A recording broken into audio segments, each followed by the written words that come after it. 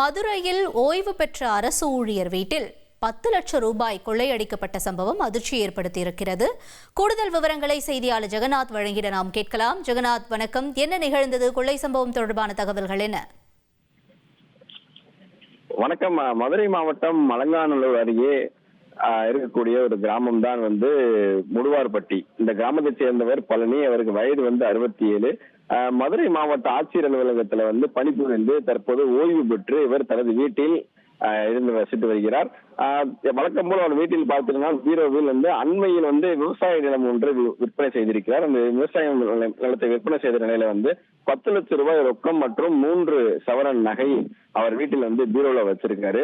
இந்த நேரத்துல திண்டுக்கல்லில் நடைபெற்ற ஒரு திருமண நிகழ்ச்சியில அவர் பங்கேற்பதற்காக சென்றிருக்காரு. சென்று வீட்டுக்கு திரும்ப வரும்போது அவர் வழக்கம் போல பாத்தீங்கன்னா சாவி வீட்டிற்கு அருகேதான் வைத்திருப்பார் போல, அதே மாதிரி வைத்திருக்கிறார். இதை யாரோ தெரிந்த ஒரு நபர் பார்த்திருந்தால் மாலை வீட்டிற்கு பார்க்கும் போது வீடு பூட்டி இருந்த நிலையில உள்ளே இருந்த பீரோ உடைக்கப்பட்டு அதில் இருந்த 10 லட்சம் ரூபாய் ரொக்கம் மற்றும் 3 சவரம் தங்க நகை கொள்ளையடித்து சென்றிருக்கிறது தெரிய வந்திருக்கிறது. இதை பார்த்த உடனே அதிர்ச்சி அடைகிறாரு.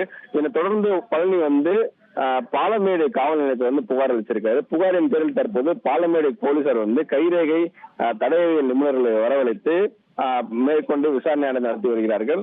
இவருக்கு சாவியை வழக்கம் போல வீட்டிற்கு அருகே வைத்திருப்பதை கண்டறிந்த யாரோ தெரிந்த ஒரு நபர் தான் இதை எடுத்திருக்க வேண்டும் என்ற அடிப்படையில் தற்போது பாலமேடு போலீசார் தீவிர விசாரணை நடத்தி கொண்டிருக்கிறார் என்பது குறிப்பிடத்தக்கது. தகவல்களுக்கு நன்றி ஜெகநாத்.